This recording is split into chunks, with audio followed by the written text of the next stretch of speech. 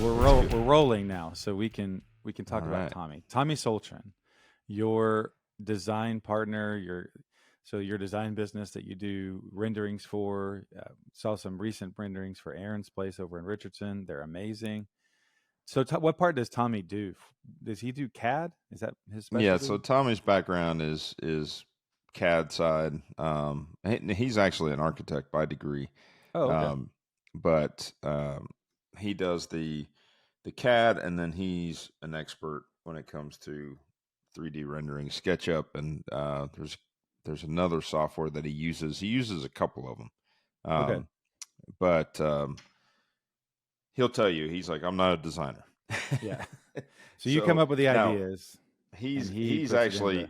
actually he's actually pretty good. If you just let him run on his own, he does a really good job, and he does. I mean, he has um, other clients, a lot more other clients than myself. But our paths crossed each other 2 or 3 years ago, and we started off kind of small. We just, he would do takeoffs and put it in CAD for me, and then I would Mm, get it back, and I'd start, playing Tetris and rearranging things, mm-hmm. um, and then I think I tried him out on the 3D stuff because I used to have another guy that did 3D stuff for me, and he just killed it.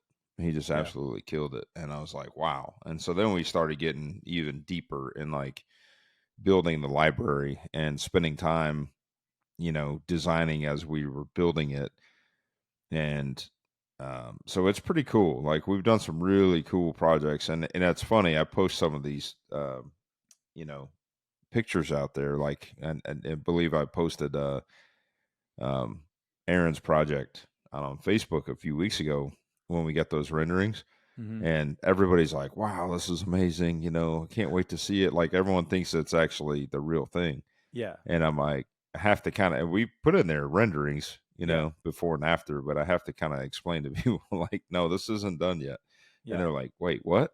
Like Well, that happens with it some of looks the real. AI. That happens with some of Yeah. those AI pictures, Mid Journey. They're so real looking, and you can put in a prompt and get a great picture of a cool living room. I've messed around with it some. What's funny about the AI stuff is we actually did it this weekend. I was up in Denver helping.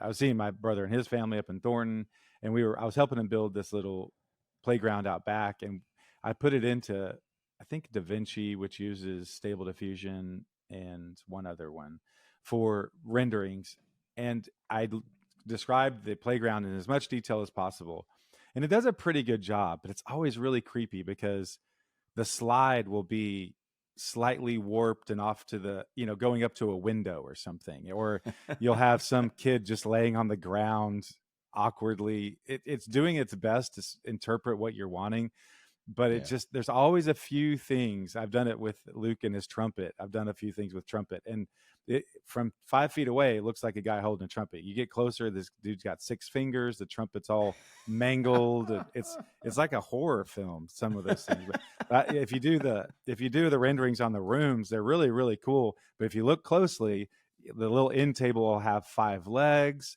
or there's Oh just wow. always weird lines. It's kind of fun to. But Yeah. y'all's renderings are amazing. And by Aaron's house, the midterm rental that you are helping design over in Richardson that I helped sell, that's going to turn out great. It's a Tudor style home. There's so many homes down there in Richardson that have that old school stucco with some of the wood trim out front. It looks, I always think I feel a little bit like if you put enough of those in a row, I would feel like I was at Epcot Center in Disney, the German Mm-hmm. section. You kind of Mm-hmm. feel that's where you are.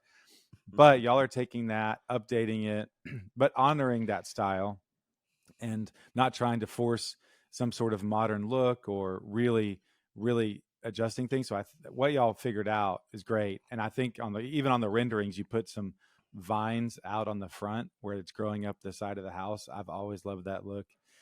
And I think that probably goes back to growing up in Amarillo. I lived right next to a part of town that was pretty high end. We were not in that part of town, but we were close enough to what I consider to be wealthy. And two things came out of that. I figured that everyone who drove a Jeep Wagoneer was basically a billionaire. And then if you had vines on the front of your house, this was the sign of ultimate wealth. So I Oh, love whenever I see the vines on the stucco there. So I think you see, guys I did didn't even an know awesome that. job. I I know. know it I now. know. You I know it know it now. now. So I need to do that on the front of my house, and I'll pull up every day and just think I've I made it. mean, it somewhat makes me cringe a little bit because I just think of the maintenance, that you got to do to keep up with it. Yeah. When you do that, right? But when you're Because I've that wealthy, definitely you just have people to do that. that. That's the Well, thing. yes, yes, that is true. And midterm rental, Aaron's gonna have all this He's delegated. gonna So, kill it. He's gonna kill um, it. No, he but does great. He's impressive. He's kind of like Eric Crutchfield in that. How do you do your day? He's a surgeon. He runs 2 vein clinics. He self manages a short term rental up in the Smokies. He has one in Broken Bow. Now he's doing this renovation there in Richardson. It's crazy the days that some of these people figure out. We just did yeah, an interview with Scotty Sanders that'll come out Tuesday. So if you have not subscribed yet, please subscribe. And that way you'll be notified when that podcast pops up. And Scotty's great. He specializes in productivity and efficiency and discipline. It's a really great conversation. He's spoken to people all over the country and he's led a lot of large organizations. He's grown a huge business. And there's just a lot of insight there, but there's just people who operate at a different level. And so it's kind of nice. This podcast has been cool because we've been able to tap into some of those lives and to meet these people who just do things differently. And for me, you're at that level where you do a lot more real estate business. So every level you get to, you can find someone that's okay. They're doing it a little bit more, a little bit better. What can I take and put it into my life today to maybe do a little bit better? So that's been a lot of fun. So uh, for me, things have slowed down a little bit. I'm trying to help some investors, but the interest rates have crept up this week, and I think even on that front, they're just getting a little bit more hesitant and scared. I had a deal fall apart because of interest rates, and I have another guy that's backed off a little bit because things just aren't penciling for him. So it's just really interesting. So that being said, why don't we get into a little bit of a market update? let's do it. So in the market, like I said, the interest rates are going up. The super official Google 30-year fixed right now shows to be 7.9, which I think is probably a little high for really good credit. I was talking to someone yesterday. I think you might be looking in the mid sevens, 7.6, 7.7, but either way, it's gone up.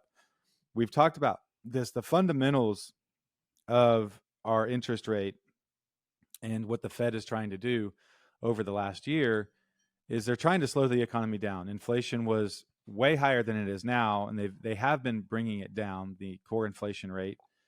And I think it was 3.2, and then a report came out, and inflation went back up, ticked up to 3.5, and so interest rates reflexively went up after that. Everyone is assuming that this year, they're going to cut the rates 3 times. They're going to cut it 2.75 points. Well, now people are adjusting their hypothesis for the year.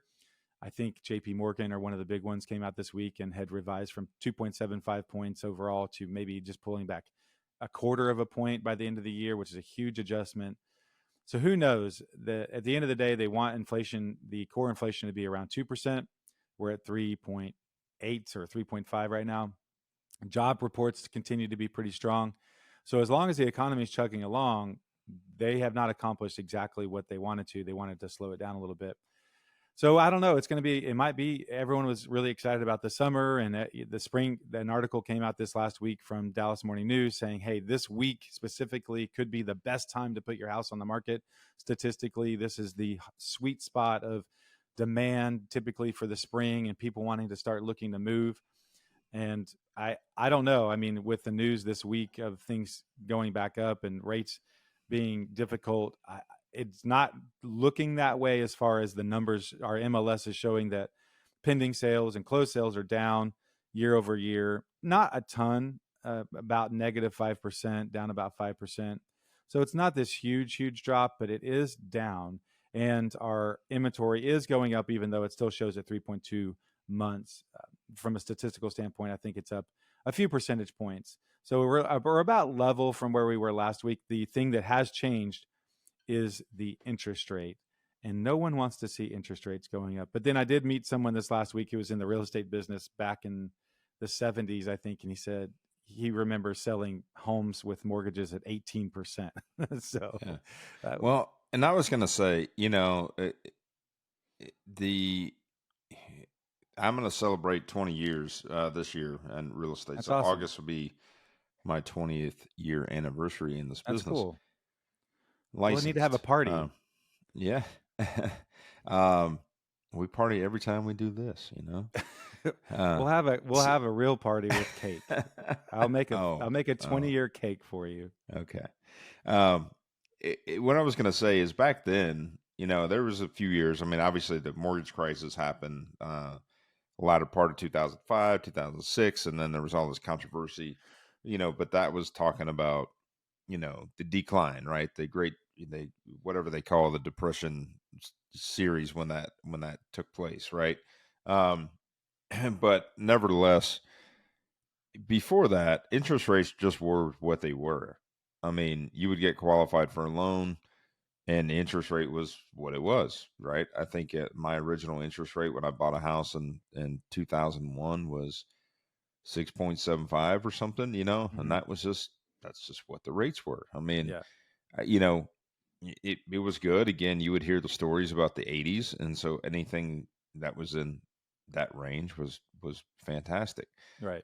When the rates shifted a little bit, and then they did like dip down into the fives, like a couple years after that or something, you could look at refinancing. But I don't remember it being such a hot topic, like it is now. And Hmm. and I know a lot of that has to do with we had an all-time low of interest rates, which everybody kept saying that for the last, Yeah. 3 out of 5 years was an extreme low that never happened. That was once in a lifetime kind of deal, and everybody's saying take advantage of it while you can. And now we're the postpartum side of that, and now we're looking back going, oh man, when are interest rates ever going to get that low again? And now it's Yeah. a conversation all the time, right? Because Yeah. we're still so used to these rates being low and what buying power was to somebody when the rates were you know in the threes and the fours and the fives, that now you have this like feeling of being left out in a way. Hmm. Yeah. And instead of just adapting to what the current rate is based on what your buying power allows you to do and follow along. So I mean, I think it's going to probably continue doing what it's doing for the next couple of years, and then it's going to become kind of a mute point, and it's not going to Yeah. even be It'll be discussed. kind of washed out of the. Yeah, and our real estate industry still seems strong. Again, we're in the DFW area. We have, um, a minimum amount of supply. We're still in a seller's market. The good properties are still selling fast.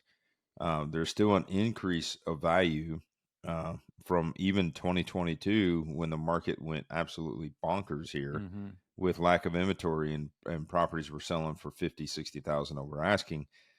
It- We're still above that. If you look Yeah. at some of these comps, like my nephew was out looking for properties last week, and it's funny you said your people were kind of backing out. We wrote an offer this weekend, brand new listing on the property, first people to the table, wrote it as strong as we possibly could. Not a lot of comps to support value, wrote everything we possibly could to make it attractive, multiple offers, and they dragged us on till late Monday, and I think it was late Monday when they came back, maybe Tuesday, I can't recall, but um, anyways, they came back and they're like, basically, we're up against cash, Hmm. and we're like, well, if it's really cash, there's not much we can do with that. I mean, we can waive the financing contingency if we get full underwrite approval. There's different things, but then earnest money's at risk, and you know, there's different factors. Right. So, anyways, my nephew, I think, just visiting with his wife, feeling like everything was kind of a little bit of a stretch, and they were being pulled in a direction that they kind of felt the pressure, and the house had still had some bumps and bruises. I mean, the location was absolutely phenomenal, and it was like a low, or a mid four house in a 500. Average sales price was 515, Mm. and it was like 440 for this house. So it was like one of those opportunities where you're getting into a really nice neighborhood for a lower price point based Yeah. on based on it being a smaller home and zero lot line. So there was different factors, and I don't know, they just felt that pressure. And Yeah. again, he kind of came to me and says, well, I don't know, I think we're going to wait, Mhm. interest rates, blah blah blah, and the rates just spiked a little bit. And I'm like, I don't let that any of that discourage you. Yeah. I mean, we don't know what it's going to be in the future, but I Well, think and they like just took it as reality now to reset and really get serious on putting some cash away to mhm. be better prepared so that they can, basically buy their way into a home Yeah. versus, force their way in. And part of it was their pressure. They had 60-day notice they had to give on their apartment, and rents were going up. So they felt all this pressure. Mm. But I think they're just going to reset and regroup and re sign the lease and keep their budget low and just start Yeah. stacking cash to be in a better position a year from now. Yeah, Right. and that's great. I mean, your fundamentals are better and you're going into it smarter. You know, I'm looking back at the trends here. It shows in 2021, this month of 2021, the average sales price for all of the MLS was 391 400. So 391. Today, it's showing entire is 460. So Yep. it went from let's see. No, entire MLS back then was 337. I was looking at Dallas County. And then now it's 460. So it's crazy. It's it's gone way up over those years. And even though we've ebbed and flowed and all this, and that's some of the thing I've talked to some of these investors is the actual penciling of cash flow is not perfect right now. But if you want to get into a house in a market that's appreciating, and you're going to be able to go up on rents eventually, and it's all going to work out, you find a place and you go ahead and get in the market, put your money to work. It's not horrible, but it just doesn't look like a traditional rental where, hey, let's get into this, let's start cash flowing immediately, and it's going to appreciate, and it's in a good part of town. It's just very, very difficult to do. But hopefully, we'll kind of level out, and people will, and it, like you said, if people, the end result is the fundamentals get better and you put more money down, you have more equity in a house to begin with just to bring the mortgage down, that'd be great. And then maybe they can bring inflation down and Well, and here's what we were finding. I mean, obviously the good ones go quick, and this was a good one. I mean, I felt like it was priced right, but I mean, you walked in and it was clean. I mean, the pictures looked really good, but you walked in and you smelled dog. It wasn't, horrible dirty dog, but you mm-hmm. smelled dog. And carpet were Frege carpet, popular, you know, 10, 15 years ago. Still had the Frege carpet in there. And that Frege carpet, if you remember, it was like the modern version of shag, right? Okay. And so it's kind of thick, and kind of long strands and multicolored typically, but it just held that dog smell. So even though Yeah. the house had been cleaned, you just smell it right when you walk in. So Yeah. immediately they're like, we need to spend a couple $1,000s and change out the carpet. Now, Yeah. most of the floors were LVT throughout, um, but immediately there's that piece, and Yeah. then there was, the exterior, backyard and the pergola and some different things that were left undone. The master bath, for instance, had an updated shower, which was great, but it still had the '80s floor tile and it Mm, had the original countertops, and they upgraded the faucets, but they left all that, and they that's didn't weird. even coat them right. Mm, And so, and it was a lived-in house. It wasn't like a flip. So it had a lot of the elements that I felt good for them to pursue, yeah. but it wasn't going to be bulletproof. I mean, Yeah. they're going to put money down, and mind you, because of high demand, we couldn't roll in closing costs. This particular situation was discounting the. I say discount. I got to be careful saying that, but their offering for buyer agent commission was 2.5%, versus 3, which again Sounds I didn't amazing. care.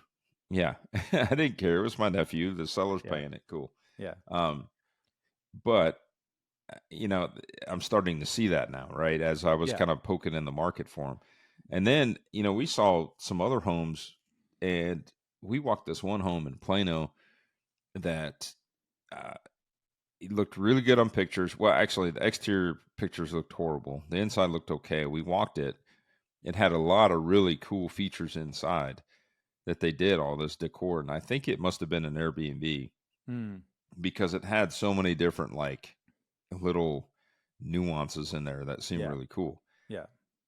And as we're going around, like, I mean, things, I don't know how they even went on the market. Like the faucets were loose, and like Mm-hmm.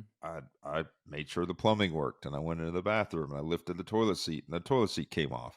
And I'm like, what in Uh, the world, man? And you're walking through this home, and it just every little thing, it's like it was an Airbnb, and just this lack of maintenance, you know? yeah. And so then you walk outside and the driveway immediately slopes, inverted, right? It goes Mm, back up to the alley, and you could tell there was problems with drainage because they had a little cutout, and you could see the stains on the garage floor. And then you go in the backyard, and the backyard slopes right into the back patio. Well, they mm, built an addition for the master closet, and they built it out of wood, and they didn't build it up very high, and you could see they used spray foam down at the bottom around the outside of the addition where that'll the keep it out. concrete met, thinking that's going to hold water out. It's Yeah. not going to hold water out. And so, and you could see it from the master closet, you could see water stains, and I'm like, this thing is going to be an absolute nightmare, and I there's mean, no way you to. just put a line of sandbags back there. Lived in Louisiana for a while. I've put out sandbags. It does a great job. Yeah. We But I'm no like, one's going to complain about that. there's no easy way to fix this, Yeah. and like this is going to be problematic. And the wife really liked it because it was had all these little cool features, and Right. these Instagrammable it, little things. exactly. But I'm like, Yeah. I just see this thing's a You mess. we And could then do this with it something went else. multiple offers, Yeah. and I'm Well, like, I found that what are several these times people when doing out here, man? yeah, I found that when we were looking in that Richardson for that investors, a lot of these Airbnb type places are so cheaply put together, but they look pretty decent on pictures. And people, I Yeah, think some people are fooled by what it takes to use a 1x2 stripping to make your staircase rail and put a 2x4 on there, but it's painted black, so it looks pretty cool. I don't know. It does have a different feel, but I want to let's save some of this conversation towards the okay, end because I do want to talk about the cost of rehabs and sort of yeah, the cost of doing some of these updates. We're going to do an update of what you might expect to spend for these lipstick things for level 1, 2, 3 rehab. We've talked about that some a long time ago, but I want to do an update. But that would really come into play here. What could they expect to pay just to kind of get something updated there? So why don't we go ahead and get into a little bit of news? So a story we touched on a few weeks ago has come full circle, and it turns out that it does not pay to try to steal money from the Vietnamese government if you're going to embezzle through real estate, because there is a real estate tycoon that embezzled 12 point what is it 12.5 billion dollars from the government. I don't even know how you come close to that. I think the accountant should be dealt with as well, because someone was not doing their job. When one day they were okay, the next day they came in, they said, sir, there's $12.5 billion missing. But the tycoon that was the or ringleader they here, were getting paid to look the other way. that's probably what was happening. I think there really was a large thing at play. But the ringleader, she will be put to death. They are not putting her in jail. She will not pass go or collect $200. She will be put to death, which is pretty intense. That's you know, no Yes. one wants anyone embezzling money. You should not do that. However, to I guess they really want to make a point and say, we do not appreciate this. Do not try it again, and they will put you to death for that. So that was pretty crazy. We had talked about that a few weeks ago. A little bit closer to home, there is a political person that will be spending time in jail, 6 years in jail. Laura Jordan was the former Richardson mayor. She and her now husband, but at that time non husband and developing lover, have been arrested for bribery, a bribery scheme. There is a developer who, let me see his name. What is his name? Something Jordan. What was his name? I'm looking for it now. It's Mark Jordan. Mark Jordan, yeah. So Mark Jordan is a developer. He was trying to get an apartment complex along 75, which goes right through Richardson, getting some approvals there. And he started courting the mayor and bribing her with all sorts of fancy things and trips and dinners. And I guess in the course of that, they fell madly in love. And what's interesting about the case is that it's kind of the timing of their love relationship actually has something to do with whether this is considered legal or illegal or bribery, or the time that they went on this trip. Is that because they're dating and they end eventually get married, or is this because he's trying to bribe her for an apartment? So the interesting part about it is that they ended up getting married. So a lot of these things, it's, how do you parse out this is just a developer trying to, show off and Well, try so to impress his new girlfriend, or the defense attorney, their push was it's a love affair between two people who let their feelings for each other cloud their judgment and tarnish their ethical standards. yeah, A couple married in 2017 during a federal investigation. An act prosecutors called an orchestrated sham and intended to obscure what they called the real motive: greed and selfishness. greed and selfishness. That they probably put that in their vows when they were marrying.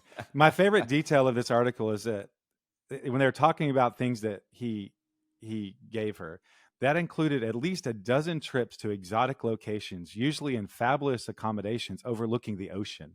I just think they have to throw in overlooking the ocean, because when I go to fabulous vacations, a lot of times I cheap out. I go for the courtyard view, and I have to walk around front to go see the ocean. He splurged. He did not spare one dime, and they got to look at the ocean, which kind of put this whole thing over the top. If he had just spoiled her by taking her to Wichita Falls, we might not be here. But they decided to go over the top and Yeah. get ocean I views. mean, I think somehow they piss somebody off, right? Oh Like, I yeah, mean, because I mean, some of these don't seem completely out of whack as far as a couple dating. He's a developer. He's a developer. She was on council, and and then became the mayor.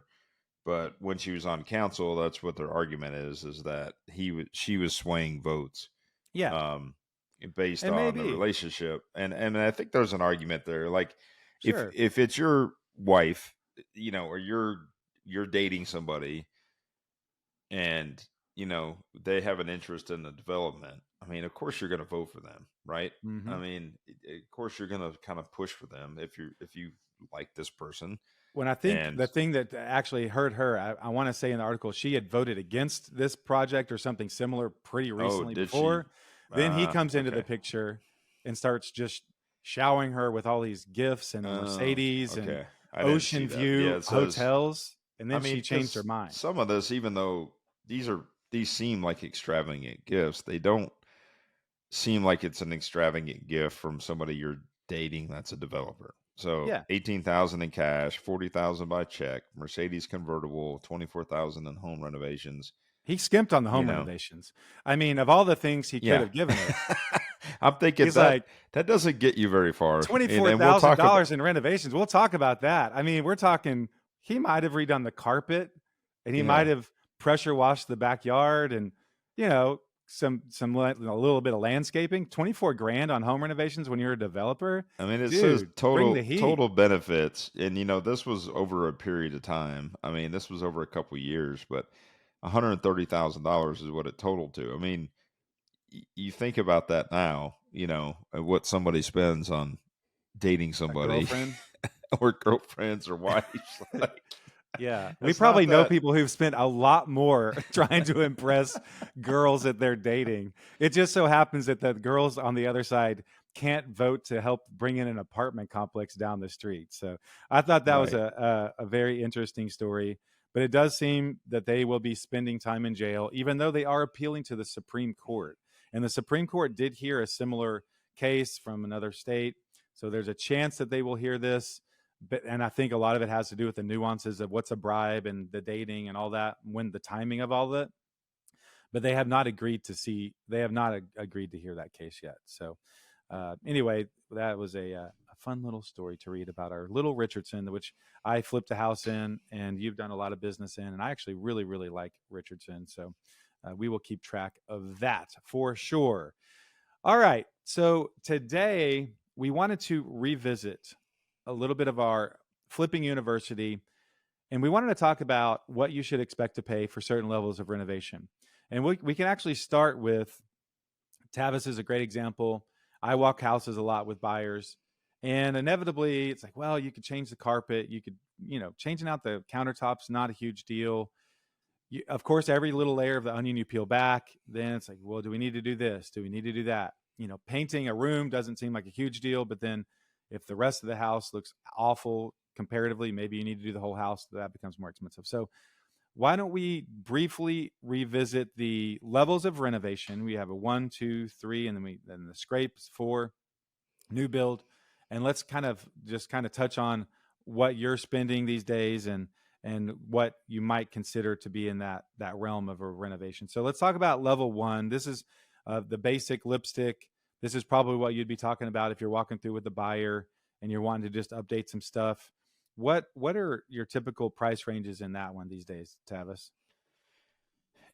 The So we call it kind of on the entry level, right? I mean, tier one is basically, you're repairing what's broken, and you're cosmetically updating kitchens, bathrooms, flooring, inside outside paint, um, fix texture stuff, things like that. But when it comes to major components, you're just kind of, you're going to repair what's broken, right? Mm-hmm. So if there's a plumbing issue, you're going to repair it.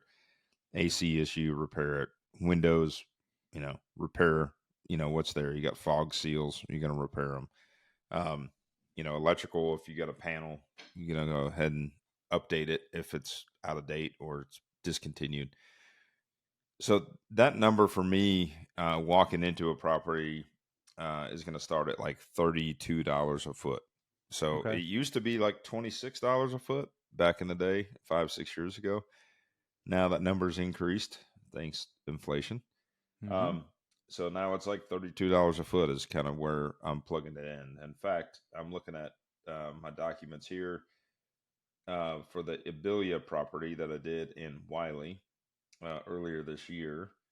My budget was $32.55. Now this was actually broken all the way down, line item by line item, and this had a little bit of foundation work on it in the beginning, nothing major, but $32.55 was the budget, and the actual cost, drum roll please, came in at $30.35. Oh my gosh, this So guy I don't know how is a I came in bargain under hunter. budget.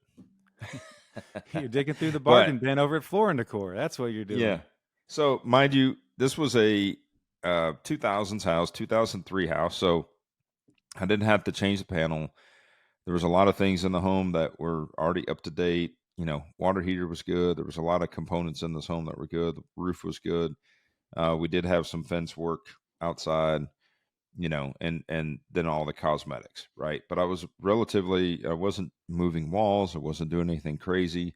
Mm-hmm. It was pretty much all cosmetic updates and updating a 20-year-old home. Yeah, And so that's where that number was. Now, mind you, in bigger homes, the dollar per foot will decrease a little bit. And this was like almost a 3,500 square foot home. oh wow. So that's kind of a good rule of thumb there. But for instance, if you get into like a 1,400 square foot home, that number may actually be higher, maybe, closer to $40 a foot, because kitchens are kitchens and bathrooms are bathrooms. Yeah, So what I mean by that is your appliance package, for the most part, is going to stay the same regardless of the size of the house. In some cases, if you have double ovens and things like that, the numbers are going to get a little crazier.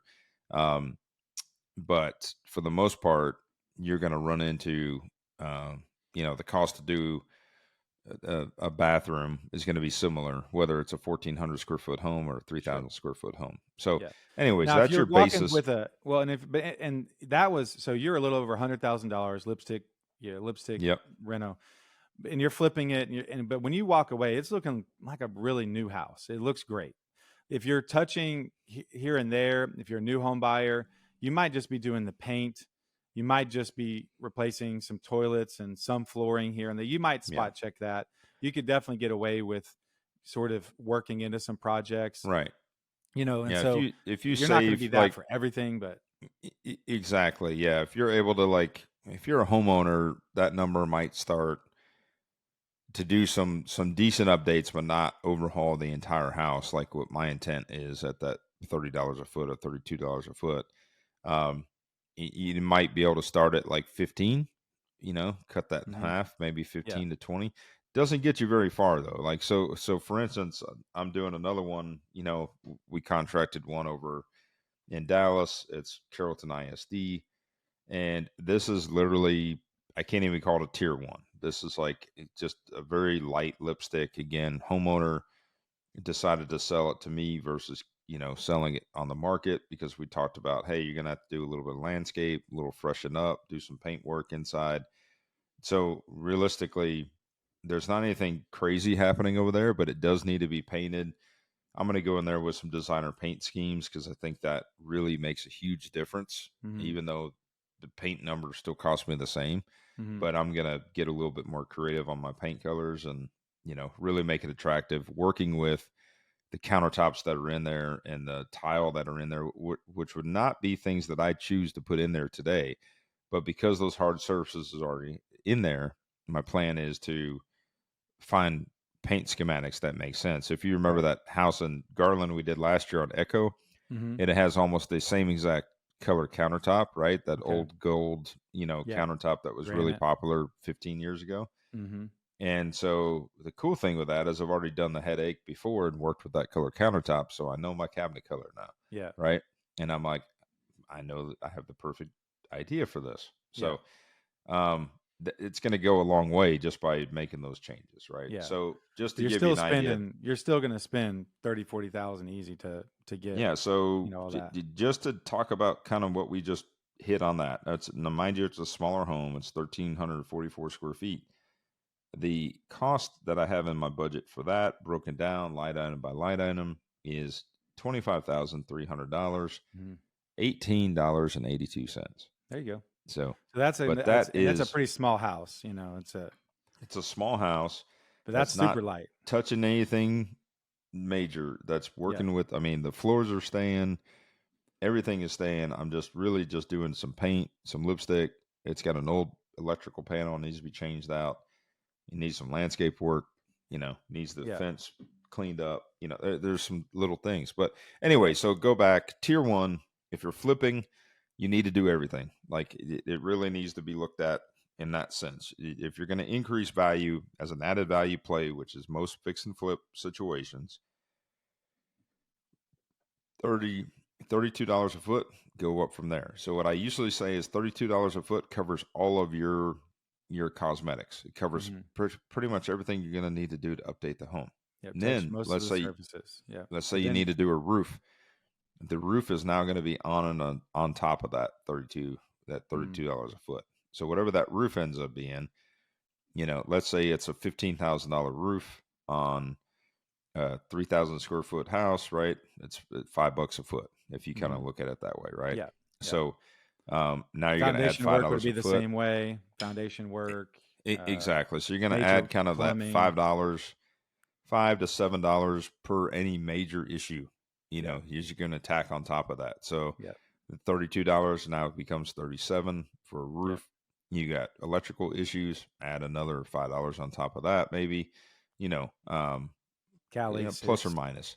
So that number can get to 45,000 really quickly. And Yep. so like this project I just looked at that we ended up missing out on because of the flood zone in Plano, I think that number again, more or less light tier 1, not doing anything crazy, keeping everything kind of as is, repairing what's broken, and it had more repairs that needed to be done inside, but I mean it was $45 a foot.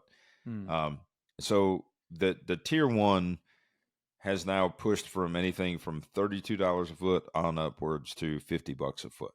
Yeah. So that's kind of the range. Yeah. Okay. So let's go to And tier then, two. So tier twos, if you start hitting a couple major systems, you're replacing plumbing, you're ripping out electrical, and I know for you, moving walls, doing any sort of a actual small addition or yep. moving walls, and really having to move plumbing around, that gets into your tier two, tier Yeah. two pricing. So tier two is kind of like what Ashton's projects have been. You're moving some walls, you're opening walls. You're probably getting into, replacing cabinets. You're replacing windows. Um, you're adding, you know, things in the home, subtracting things in the home, such as I believe in the last two projects you did, you added bathrooms, and Yep. so in that case, that's tier two. So you're staying inside the walls. You're not going outside the walls, but you're definitely staying inside the walls, and you're you're gutting it. It may be down to the studs. Um, it may not be everything, but it may be a kitchen that you're rearranging, a master bath, master closet you're rearranging. Mm-hmm. But that gets into tier two. A lot of times, these older homes that we're seeing, in Dallas and different parts of the area, even small homes that might be 1,100 square feet, but they're built in the 1940s. It's a tier two, man. Mm-hmm. Electrical's outdated, plumbing's outdated. You might have to add a bathroom, Yep. and I think this is where a lot of wholesalers get this wrong, Yep. because once you peel that thing back, you peel that onion back to that point, and you start adding bathrooms and crap, that number is going to be, and I would say you're probably safe to start at $60 a foot and go up from there. Yeah, So I and a don't know if wholesaler is you going to look at that, and they're going to look at the square footage. They're going to say, change out, put carpet in, paint it, change, paint 40 the grand. outside. Yeah, $40,000, huge spread, three hundred thousand So dollars spread. so Yeah. what was the square footage on your Mapleton house? Oh gosh, I would have to go back and look. I mean, I 2,000 think we feet, were, 20, yeah, 2,000. We were right 21. around 2,000 feet. Yeah, I'm not going to have all of my numbers right because we had to redo so many things there. I need to Yeah, go but back and I do mean, the. just high level, I think that number, I think we're I around think originally you were 140,000 or something like that was our final rehab number, right around 140. 140. Yeah, somewhere in there. 140. Yeah, so 140. So, if you do the math on that what did I just say? I said you're going to start at It's 60. 70. Yep. Yep. We Yeah. ended up at So that 70. would be $70 a foot, right? Yep. So, and you probably could have been closer to 60, but you started with the Yeah. GC, you spent money you didn't have to spend, Yeah. Did and you had plumbing to twice, electrical twice. you Yeah. had to redo some things. So it should have Sheetrock been guy about was horrible. 120,000 reno, and you spent 140. And then So our carrying costs got out of hand on that one. So that was the two problems there was I had the wrong people early on, multiple fronts. So we fixed that. And then I doubled up on another flip at the same time, so we had to pause there. So my carrying cost ended up being insane. Which carrying costs and all that's not even factored into the rehab no, number. But yeah, on the actual rehab, I think we ended up right around 140. yeah, And we added a bathroom, we moved several walls, we added an office, we opened up the kitchen, we took a wall out of the kitchen, we really went all out, all new cabinets there. So it was a great rehab, and it turned out to be a great house. yeah. Uh, we should have replaced the AC evidently because the AC I had just found out went out, and that was a pretty decent system, and we had serviced it. And you get a call from the realtor and said, "Hey, is there a warranty on that?" I'm like, I'm sorry, but there's Well, the not. question is, did it really go out, or are they I getting don't know. scammed by I don't some know by who's ready some to service guy that right. it's a capacitor that went out, and he comes out Yeah, and he's like, "Oh, you need a whole new system," I don't know. because that I that happens quite a bit, Yeah, yeah. So and they're getting sold by some kind of crazy fancy ionized AC system, want $30,000 for it when it yeah. should cost $7,500. Right. So I mean, yeah, So if you could just scrape it and build it new every time, then great. But so speaking of scraping and building new, let's go ahead and kind of not rush, but let's kind of touch on these lightly. Well, So so level 3 and tier then level three, 4, yeah. so a tier two is going to start at $60 a foot, go up. I would say probably, I mean, you could get that number. You could spend $100 a foot, on a tier two, depending on how crazy you're getting inside the walls. Um, it like the Candy Creek type of homes that we've seen recently, or better yet, let's talk about. Um, Aaron. the one we mentioned earlier in the podcast that we're doing for Aaron, the midterm rental. Mind you, that Yeah. gets a little heavier because you really are doing some things really nice. Yeah. But my budget for that I kind of threw off the hip for him was $100 a foot. It's a Yeah. tier two. It's inside the walls. We're doing some things. We're punching some ceilings up. We're opening some walls. We're doing some things. We're not adding any bathrooms. We're keeping everything kind of where it is. But I told him expect to spend about $100 a foot. And mind Yeah. you, he's got some pool work and different things in there. Yeah. And in that case, that's 300 grand, right? So that kind of gives you an idea of how quick that number can run on a tier two, depending on the scope, depending on price point. Mind you, he paid 6.25 for that house. You spend 300,000, you're in the nines value on it. The idea is how do we get this thing to a valuation of $1,100,000, $1,200,000, Yeah. And and it's going to be close, I think. I think with doing this reno and doing everything we're doing with the design, it feels like $1,200,000 house now, and it Yeah. will when it's done. I think it'll be better in person than it is with the renderings. But even Aaron was like, "Do you think we can get close to these renderings?" I'm like, "Dude, it'll be better than that." Yeah. So it's going to be cool. But anyways, all that to be said, what we consider a tier three is now going outside the walls. So tier three would be we need to add square footage. So a lot of these wholesalers out here throw us a deal. Yeah, this would be a great deal. You just need to add 500 square feet, or you just need to add, a bedroom, or you just need to add this, right? Mm-hmm. And they talk about it so loosely, but you could almost imagine it's kind of like doing a heavy tier two, and then not only a heavy tier two, but now you're going to have to add square footage. So you can almost plug that number in about $100 a foot on your addition. Mm. And again, that's going to depend whether it's, are you adding plumbing in that addition? Or are you just adding sleeping quarters? Like, what are you Mm-hmm. doing in that Yeah. addition is going to change things. Does it need brick? Is it siding? What kind of roof is going on there? All those different things will change those factors. Mm-hmm. But I would say, most likely going from going to a tier three, you're punching the walls and you're going outside the walls. I'd say that number is probably about $100 a foot is where that number is going to start and go up from there. Mm. Um, so in some cases, the math doesn't make sense. Yeah. Why would you spend $100 a foot on a 1,500 square foot home? In the hood where some of these people were throwing these kind of things at us. But the reality is, once you peel it back and you get permits, city's going to want to see all the electrical updated. AC Mm-hmm. needs to be updated. Energy code needs to be met. And then you're going to have all these other factors. I mean, it's going to be hard on a tier three to get away with keeping that old AC system. You can Mm-hmm. do it on a tier two. Tier three, though, once you're adding square footage and you're doing all these things, you're going to need to put a new mechanical system in. Yeah. You're going to need to make sure that the plumbing's all the way done. If it's, and even on a tier two, I would say if it's cast iron, change it out, put Yep. in PVC. So, Old electrical panel. If you're yeah, basically changing all that out. Yeah. yeah, and you're even going to potentially do that on a tier two, depending on the situation. You did that in Mapleton, you did that in your other one. Yep. So $100 a foot and go up from there. As far as like scraping, tearing down and building, that number is going to range somewhere between $150 to $200 a foot and go up Yeah. from there as Yeah. far as what you're going to spend on scraping a home. Now, we may have some people out there push back and say maybe they can build for 100 a foot, maybe they do it for 125 a foot.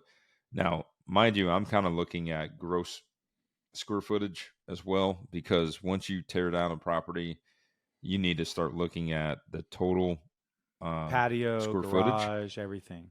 Yeah, because that's going to cost your contractors money, right? Like, Yeah. I mean, that's all part of the equation. Even though resale is based off of net square footage, what's the AC square footage is how we evaluate value. But when you build it, there's still a cost in building a garage. There's Yeah. still a cost in painting and texturing and finishing out a garage. There's still a cost in putting electrical in it. Yeah. All those different things are factors that we seem to forget about. Yeah. Well, cool, man. That's a great overview. And I know the numbers change periodically and things are getting more and more expensive. And so it's nice to kind of hear real numbers and look at actual projects to say, this is what it cost. And honestly, a lot of people that are getting into the business a lot of their first impressions of wholesale deals and all that's coming from your new Westerns or your net worths, and some of these people that they're out there trying to sell these deals. They try to make them look really nice and fluffy. Sometimes they know what they're talking about. Sometimes these are brand new wholesalers. They have zero idea what they're talking about, and they're just kind of making up numbers. And they're always typically going to make the rehabs look really easy and light. And, oh, all you got to do is this, and it's going to be amazing. So it's nice to hear that it actually costs a good bit of money to do. And I will say, you can tell the difference between walking a house that Tavis does or that I'm learning how to do and what other flippers do. There are other flippers out there who could do it cheaper for sure, because they cheap out on all sorts of stuff. They cheap out on craftsmanship. You can tell in the trim work and the tile work, and it's just a little sloppy. They're going to skimp here and there. But my opinion is, when you're a buyer walking through and you see 2 or 3 things like that, immediately red flags go up. If they're not taking care of the things that you're seeing right now, what is behind the walls and in the attic and under the house that they didn't take care of for sure? So I think doing a good job trying to touch every surface to where it's obviously looking like a redone house, it really puts a lot of comfort in the people walking around, and I think adds to the value of the house. But you will meet people who could do it cheaper because they cheap out on just the cheapest faucets and all that stuff, painting cabinet doors and, putting crappy, fixtures on them, all that stuff. There's ways to do it cheaper, but the way Tavis does it, and I'm learning how to do it, I think is a great way. You can still get a good ARV. This also explains why you can't just pick up every house that comes by, because you have to have enough margin in there to do a really good job. So you have to pass up on some jobs that other people may jump on and like, hey, blessings, good to you, good for you. I can't do what I want to do with that house right there. So that's kind of explained some of that. So thank you, Tavis, for going through those numbers. If you have not, please like, subscribe, follow us on YouTube, on Spotify or Apple. Share this podcast with a friend. Our numbers slowly are growing. We've had some really great guests lately that have shared with their audience, and I think we have some people that are newly listening, and we definitely thank you for that. If you have an opportunity to share this with a friend, colleague, or whatever, that would be amazing. We come to you once a week on Fridays with the market update and the news and a little bit about the real estate industry. And then we try to get as many interviews as possible in. And we are creeping up on episode 50, and that'll be a lot of fun. If you were listening to this on Friday and you have not yet bought your tickets for the White Rock Tour of Homes, that is the Mid-Century Tour of Homes this coming up weekend, please do so. We're going to be out there Saturday. I might be out there Sunday looking around. Tavis and some friends are going to be out there Saturday. He's a sponsor. If you have not, go back and listen to last Friday. We talked about the mid-century style and what makes this tour special. Check that out. That'll be a lot of fun and a great way to see some really, really cool homes in a nice part of Dallas. That will do it for today. Until next time, we hope you have a great day.